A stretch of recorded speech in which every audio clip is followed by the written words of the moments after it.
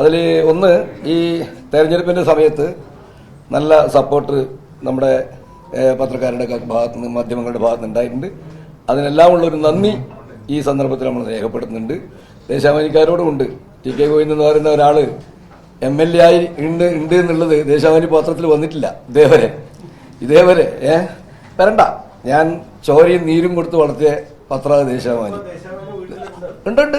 ദേശാഭിമാനി ഞാൻ 16ാമത്തെ വയസ്സിൽ ഹൈസ്കൂൾ പഠിക്കുമ്പോൾ ദേശാഭിമാനി വായിക്കാനും വരുത്താനും തുടങ്ങിയ വീടാണ് എൻ്റെ വീട്. എൻ്റെ വീട്ടിൽ മാത്രമല്ല, ഒരു 15 വീട്ടിൽ ദേശാഭിമാനി വരുന്നുണ്ട്. എൻ്റെ 15 വീട്ടിൽ, എൻ്റെ ബന്ധു വീട്, മക്കള് തുടങ്ങിയിട്ടുള്ള എല്ലാ വീട്ടിലും. ആ ദേശാഭിമാനി തളിപ്പറമ്പിൽ ഇങ്ങനെ ഒരു MLA ഉണ്ട് എന്ന് പോലും പറ്റില്ല. മഹാനായ EMS ദേശാഭിമാനിയെ കുറിച്ച് പറഞ്ഞത് അതൊരു ശരിയായ വാർത്താപത്രമാവണം, എല്ലാ വാർത്തകളും കൊടുക്കണം എന്നൊക്കെ പറഞ്ഞ് പഠിപ്പിച്ച പത്രം അത്.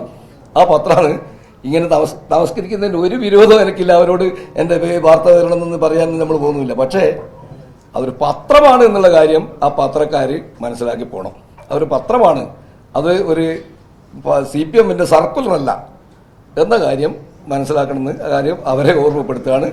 മറ്റെല്ലാവരും നല്ല പിന്തുണ നമുക്ക് തന്നിട്ടുണ്ട്. തീർച്ചയായിട്ടും അതിൻ്റെയും കൂടി ഒരു ഫലമാണ് വിജയം. നിങ്ങൾക്ക് എല്ലാവർക്കും അതിൻ്റെ പേരിൽ നന്ദി കൂടി ഈ സന്ദർഭത്തിൽ നമ്മൾ രേഖപ്പെടുത്തുകയാണ്.